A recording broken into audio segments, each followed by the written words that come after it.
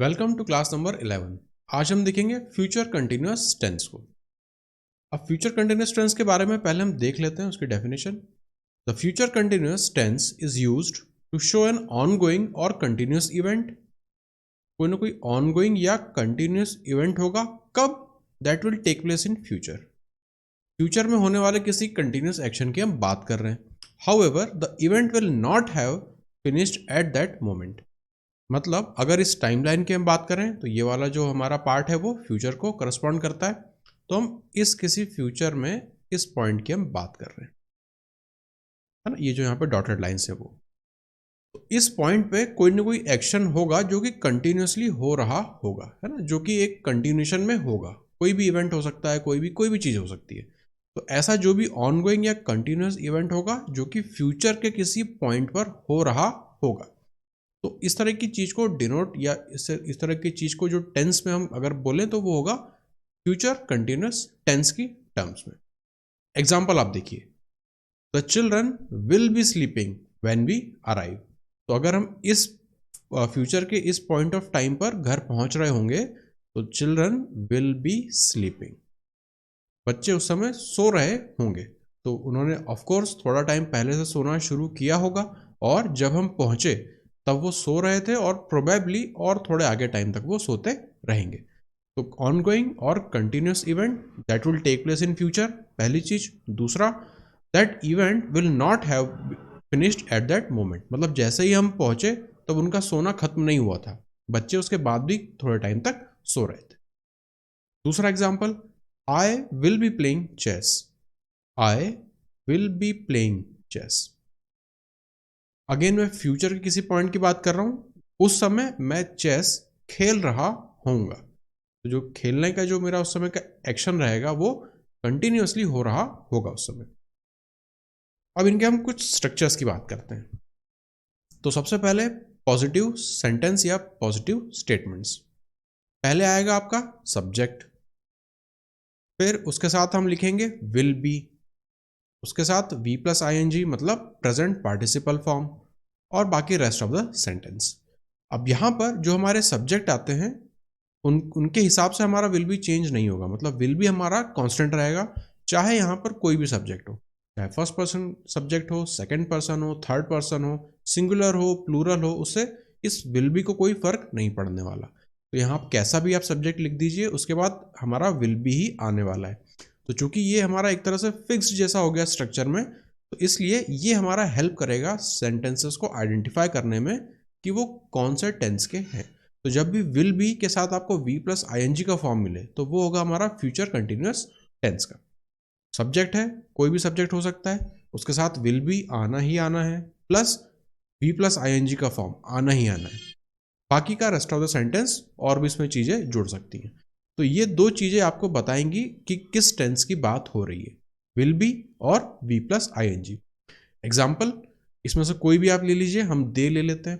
They will be studying eight noon tomorrow. Again आप देखेंगे दे के साथ हमने यूज किया विल बी, स्टडी का हमने प्रेजेंट पार्टिसिपल फॉर्म बनाया यानी V plus I N G form बनाया जो कि होता है स्टडिंग, फिर एट नून टुमारो। तो फ्यूचर के किसी इवेंट की बात हो रही है जब हमारी स्टडी चल रही होगी। तो ये डिनोट हुआ हमारा फ्यूचर में, फ्यूचर के किसी पॉइंट पे होने वाला कोई continuous action. Use will be and V plus I N G for all subjects. जैसा अभी मैंने आपको ऊपर बताया था कि विल बी जो है वो स्ट्रक्चर का बिल्कुल एक हार्डकोर पार्ट है, वो हमारे सब्जेक्ट के हिसाब से चेंज नहीं होगा। और इसके हम एग्जाम्पल्स देख लेते हैं। This time next week we will be taking the driving test. तो वी हमारा सब्जेक्ट हो गया, विल बी स्ट्रक्चर का पार्ट हुआ, टेक का आईएनजी फॉर्म हमने बनाया टेकिंग, विल बी टेकिंग। तो नेक्स्ट टाइम दिस वीक, अगले हफ्ते इसी समय हम ड्राइविंग टेस्ट दे रहे होंगे। ये सेंटेंस का पूरा मतलब है। तो फ्यूचर में कोई एक इवेंट या कोई एक हमारी एक्टिविटी होनी है, उसको हम, और उस समय जब वो चीज़ हो रही होगी तो एक कंटिन्यूस फॉर्म में हो रही होगी। तो इसी चीज़ को हम यहाँ पर डिनोट करते हैं। सब्जेक्ट आया, फिर विल बी का फॉर्म आया विल बी, और जो वर्ब है हमारा वो V plus I N G, और ये वी हमारा सब्जेक्ट। दूसरा example, Asha will be starting college in June. Asha यहाँ पर सब्जेक्ट, फिर विल बी हमारा स्ट्रक्चर का पार्ट, और स्टार्ट का हमने आईएनजी फॉर्म बनाया starting. Asha subject, will be starting college in June. He will be calling me tomorrow morning, again ही हमारा सब्जेक्ट, विल बी स्ट्रक्चर का पार्ट, कॉल का हमने वी प्लस आईएनजी फॉर्म बनाया calling. He will be calling me tomorrow morning, future के किसी event की बात हो रही है। आई विल बी क्रिएटिंग, तो I subject, will be structure का पार्ट, क्रिएट का हमने आईएनजी फॉर्म बनाया creating. A website next week, again future के किसी पॉइंट की बात हो रही है, तो हम विल बी और वी प्लस आईएनजी का फॉर्म यूज करके फ्यूचर कंटिन्यूअस टेंस में अपने स्टेटमेंट्स या अपने सेंटेंसेस को लिखते हैं। सेकेंड पार्ट, अब हम देखेंगे नेगेटिव सेंटेंसेस को। स्ट्रक्चर की बात करें तो अगेन सब्जेक्ट हमारा एज इट इज आ रहा है, फिर will not B, positive structure में हम यूज कर रहे थे विल बी, यहां पे जो एक्स्ट्रा चीज आ गई वो है बीच में बस नॉट हमें जोड़ना है, प्लस वी प्लस आईएनजी का फॉर्म एज इट इज रहने वाला है और रेस्ट ऑफ द सेंटेंस हमारा रहेगा। तो पॉजिटिव और नेगेटिव सेंटेंस में क्या डिफरेंस आ रहा है, केवल नॉट का। उस नॉट को हम कहां प्लेस कर रहे हैं, विल और बी के बीच में। एग्जाम्पल, हम इस बार यू को ले लेते हैं।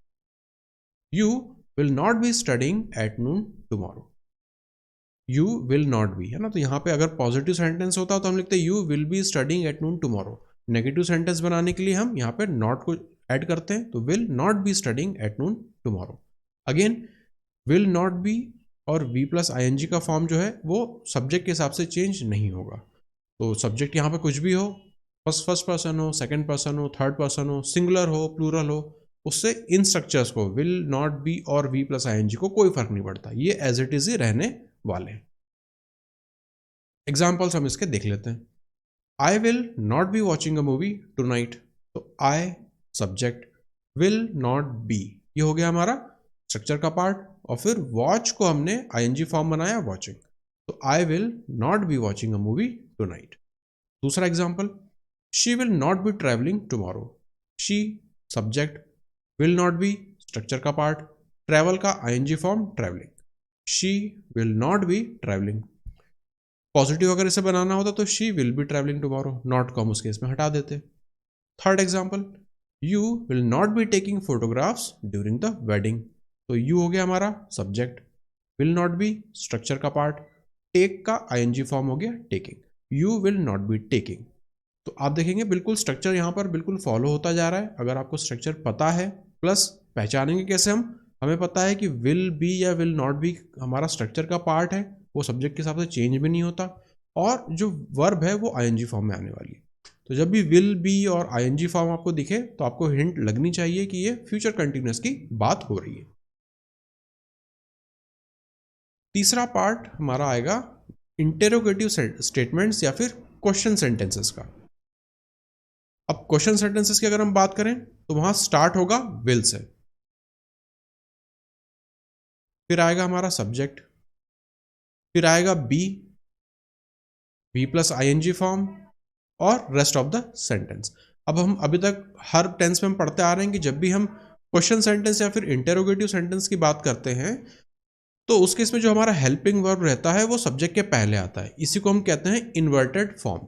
नॉर्मल फॉर्म में क्या होता है, सब्जेक्ट के बाद हेल्पिंग वर्ब आता है, और इन्वर्टेड फॉर्म में क्या होता है, सब्जेक्ट के पहले हेल्पिंग वर्ब आता है। तो जब भी इन्वर्टेड फॉर्म यूज होता है तो कब यूज होता है, जब हम क्वेश्चन सेंटेंसेस बना रहे होते हैं या फिर इंटरोगेटिव स्टेटमेंट्स को लिख रहे होते हैं। विल, फिर सब्जेक्ट, फिर बी एज इट इज रहने वाला है, वी प्लस आईएनजी भी चेंज नहीं होगा, और rest of the sentence. Example, will you be playing chess online tonight. और इसके हम एग्जाम्पल देखते हैं। विल यू, यहां पर एक गलती है, गलती क्या है, अगर इस स्ट्रक्चर के हिसाब से हम बात करें, यहां पर एक बी आना चाहिए। Will you be playing with our team tomorrow, तब ये सेंटेंस हमारा सही हो जाएगा। विल यू बी प्लेइंग, ठीक है, विल हमारा सेंटेंस का पार्ट, यू हमारा सब्जेक्ट आ गया, बी स्ट्रक्चर का पार्ट है, वी प्लस आईएनजी हमें ऐड करना है। तो पहले के सेंटेंस में गलती ये थी कि यहां पर बी नहीं लिखा हुआ था, तो वो यहां पर आना चाहिए, वो मैंने यहां पर अब लिख दिया है। Second, will she be preparing for the test तो हमने लिखा विल, फिर सब्जेक्ट, फिर बी, फिर प्रिपेयरिंग।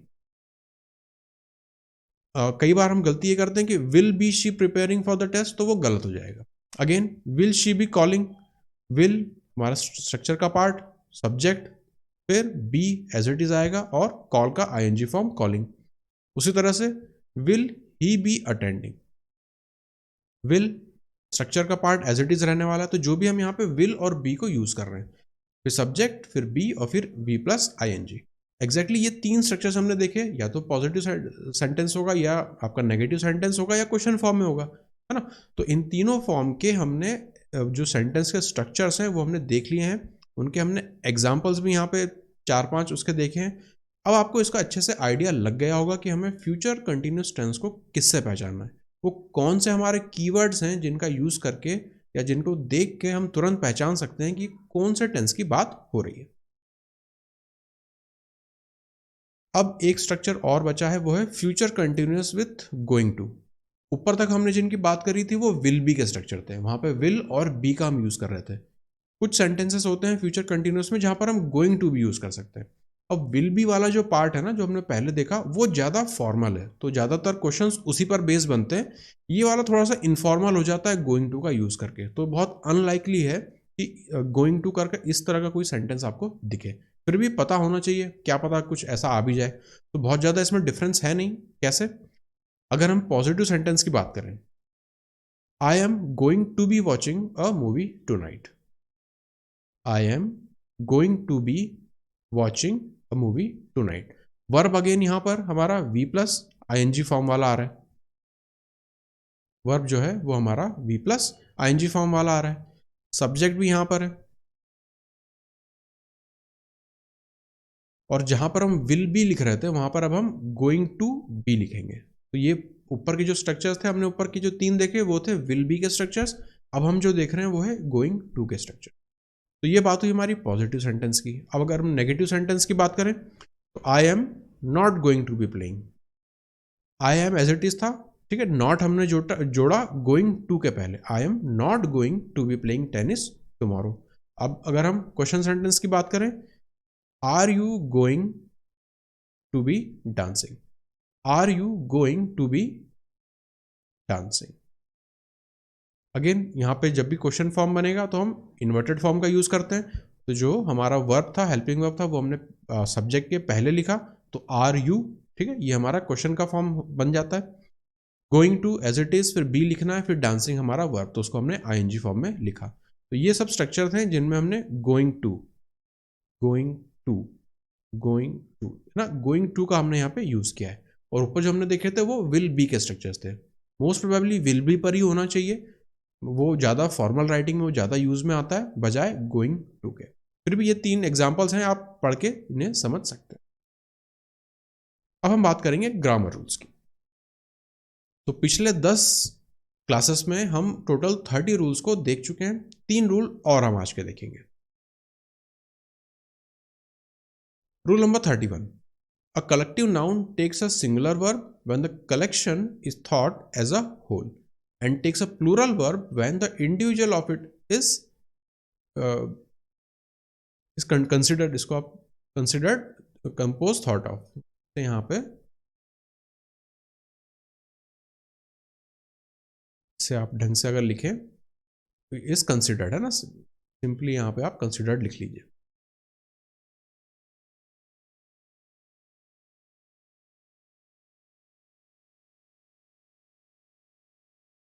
कहने का मतलब, अगर कोई भी कलेक्टिव नाउन है, जैसे यहाँ पर है काउंसिल, यहाँ पर है ऑडियंस, तो जब वो कलेक्टिव नाउन सिंगुलर वर्ब कब लेगी, जब हम उसे एज अ यूनिट ट्रीट कर रहे हैं। तो the council has chosen the president, एक पूरी काउंसिल ने मिल के एक प्रेसिडेंट को चूज किया, तो वो जो काउंसिल है वो एज अ सिंगल यूनिट काम की।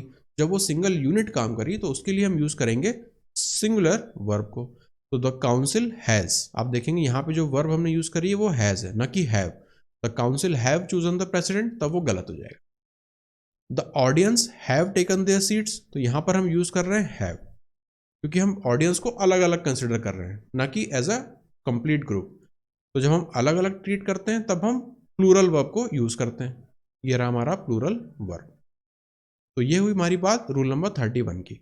सिमिलर रूल हम पहले भी एक बार देख चुके हैं, वहीं से आपको आइडिया लग जाएगा अगर आपको वो रूल याद होगा तो।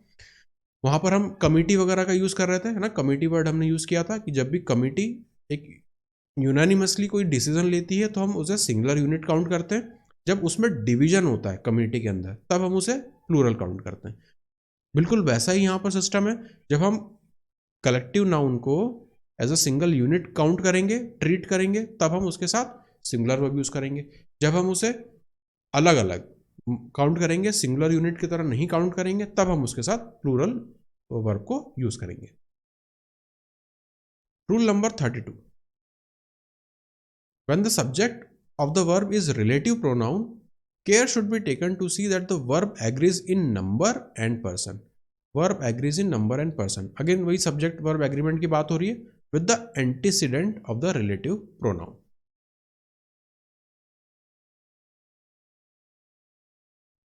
कैसे? I who is your friend will guard your interest, या फिर I who am your friend will guard your interest.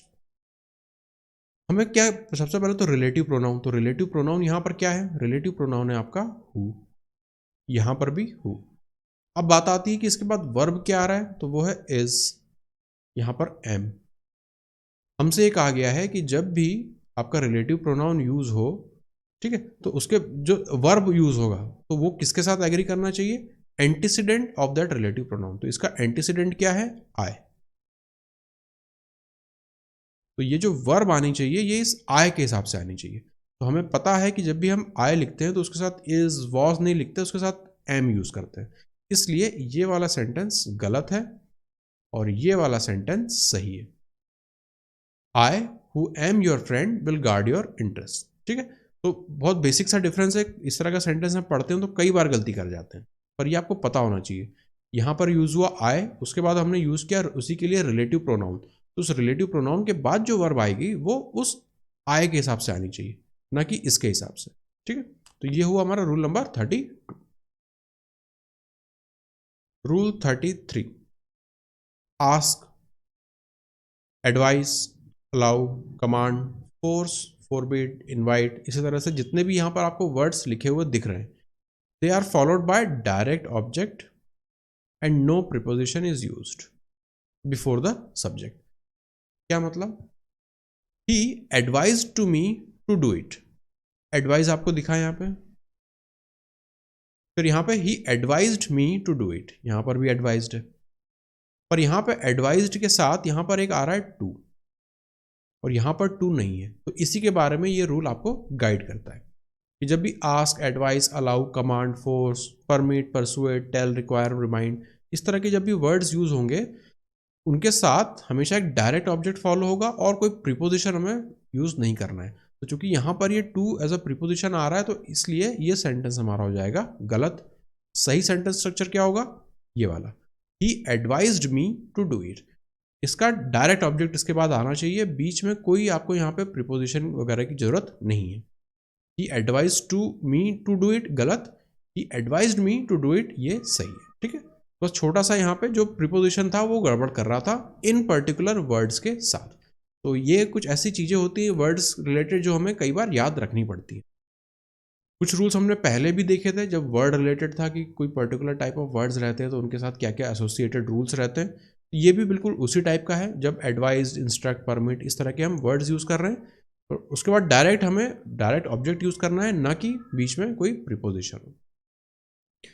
अब हम करते हैं आज के क्वेश्चंस को solve.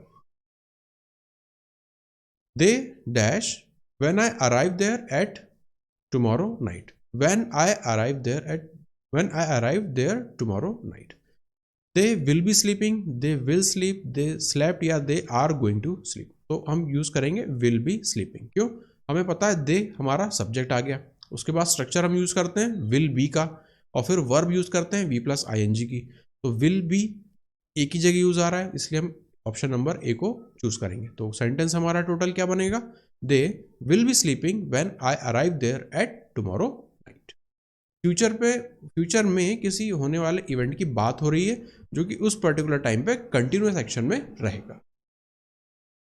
His daughter is studying at secondary school now and she dash at university. She will studying, she studies, she has studied या she will be studying. अब अभी उसकी जो बेटी है वो सेकेंडरी स्कूल में पढ़ रही है ना, तो हैज स्टडीड तो होगा नहीं, फ्यूचर के इवेंट की बात होनी है तो हमें विल पे जाना पड़ेगा, तो इन दोनों को हमें हटाना पड़ेगा. अब अगर हम विल की बात करें तो हमें पता है स्ट्रक्चर विल के साथ बी आना चाहिए, यहाँ पर नहीं आ रहा है. एक ही ऑप्शन हमारे पास बचता है, option D. His daughter is studying at secondary school now and she will be studying at university. Next summer when his wife and his children are on holiday, he dash English. He will learn English, he was learning, he will be learning या will have learning. देखिए next summer है ना, future के किसी event की बात होनी है जब कोई एक्शन हमारा कंटिन्यूस रहने वाला है. तो अगेन ही हमारा यहाँ पे सब्जेक्ट दिख गया, क्या यूज करेंगे उसके बाद, विल बी का स्ट्रक्चर. विल बी का स्ट्रक्चर केवल ऑप्शन सी में आ रहा है. वर्ब भी आप देखेंगे तो V plus I N G है, तो एक ही ऑप्शन यहाँ पे सही है. नेक्स्ट समर ने हमें ये बता दिया कि फ्यूचर के किसी पॉइंट पे चीज होने वाली है, तो जब भी फ्यूचर में कोई चीज होने वाली है, कंटिन्यूस हमें टेंस रखना है, तो हम यूज करेंगे will be plus V plus I N G का form. Will you be dash when there when I arrive. Again आप देखेंगे क्वेश्चन मार्क लगा है, मतलब ये इंटरोगेटिव स्टेटमेंट है. विल से स्टार्ट हो रहा है, सब्जेक्ट भी आ गया, बी भी आ गया, बस अब तो कुछ बचा ही नहीं. हमें पता है V plus I N G का फॉर्म हमें यहाँ पे लिखना है. वेटेड आएगा नहीं, वेटिंग ही होगा, वेट भी नहीं होगा, हैव वेटेड भी नहीं होगा, एक ही ऑप्शन हमारे पास बचता है. तो अगर आपको स्ट्रक्चर पता है सेंटेंसेस के टेंस में, तो आप आसानी से बिल्कुल आपको कोई डिफिकल्टी फिर उसमें महसूस नहीं होने वाली है. तो सेंटेंस हमारा कंप्लीट क्या हो जाएगा, will you be waiting there when I arrive. Next, the spring is coming, migratory birds dash after a month. After a month again future event है. माइग्रेटरी बर्ड्स ये हमारी हो गई सब्जेक्ट, पॉजिटिव सेंटेंस है, क्या यूज करेंगे हम, will be और V plus I N G. सबसे पहले विल बी देखेंगे तो ये दोनों ऑप्शन कैंसल आउट हो गए, इन दोनों में बचता है विल बी आ रहा है. अब हम वर्ब देखेंगे तो यहाँ पे रिटर्न है, यहाँ पे रिटर्निंग है, हमें पता है V plus I N G का फॉर्म हमें लिखना है, तो हम ऑप्शन नंबर ए को चूज करेंगे. It will be busy all day tomorrow when you have fun with your friends, I dash entire house. When you have fun with your friends, again tomorrow है ना, future के किसी event की बात हो रही है. आई आ गया हमारा सब्जेक्ट, इसके बाद क्या आना चाहिए, विल बी और V plus I N G. तो सबसे पहले हम विल बी देखेंगे, यहां पर नहीं है, यहां पर नहीं है, यहां पर नहीं है, एक ही ऑप्शन में, I will be cleaning entire house. तो कंप्लीट सेंटेंस हो जाएगा, I will be busy all day tomorrow when you have fun with your friends, I will be cleaning entire house. She is studying hard. I think she dash in a few months. Again future की बात हो रही है. I think she, तो यहाँ पर आ गया हमारा सब्जेक्ट, तो हमें पता है इसके बाद will be plus V plus I N G हमें यूज करना है. विल बी कहाँ पर है, यहाँ पर नहीं है, यहाँ पर नहीं है, यहाँ पर है, यहाँ पर नहीं है, तो ऑप्शन सी हमारा आंसर हो जाएगा. I think she will be speaking in a few months. The engineers dash on another project when you come here. When you come here again future के किसी पॉइंट की बात हो रही है, तो वहां पर एक्शन क्या है, कंटिन्यूस फॉर्म में होना चाहिए. इंजीनियर्स ये हो गया हमारा सब्जेक्ट, द इंजीनियर्स हमारा सब्जेक्ट आ गया. उसके बाद स्ट्रक्चर के हिसाब से क्या आना चाहिए, will be plus I N G. तो हम सबसे पहले विल बी ढूंढेंगे, यहाँ पर नहीं है, यहाँ पर है, यहाँ पर है, यहाँ पर नहीं है. अब हम वर्ब देखेंगे, V plus I N G होना चाहिए, यहाँ पर है और यहाँ पर नहीं है, तो ये भी कैंसिल. ऑप्शन बी हमारा आंसर हो जाएगा. तो जब भी आप इस तरह के क्वेश्चंस को सॉल्व करिए तो ऑप्शंस का यूज करिए, है ना. आपके पास जब सामने आंसर लिखा हुआ तो फिर आप क्यों परेशान होना चाहते हैं जबरदस्ती. आप स्ट्रक्चर आपको पता है, ऑप्शन आपके सामने है, बढ़िया से ऑप्शन एलिमिनेशन करिए और ज्यादा से ज्यादा आपको 5-6 सेकंड लगेंगे उसके बाद क्वेश्चंस को सॉल्व करने में. Their parents dash their house when they return home tomorrow. Again when they return home tomorrow. यहाँ पर हमें कुछ कंटिन्यूस एक्शन डालना पड़ेगा. देयर पेरेंट्स सब्जेक्ट आ गया, आगे क्या बचा, स्ट्रक्चर के हिसाब से will be plus V plus I N G. Will be कहाँ पर है, यहाँ पर है, यहाँ पर नहीं है, यहाँ पर नहीं है, यहाँ पर है. अब वर्ब की बात करें तो यहाँ पेंटेड हो गया, आई एन जी फॉर्म नहीं है, तो ऑप्शन नंबर डी हमारा आंसर हो जाएगा. Their parents will be painting their house when they return home tomorrow. Last question, she is planning to start her new book soon. Probably she dash her book next month.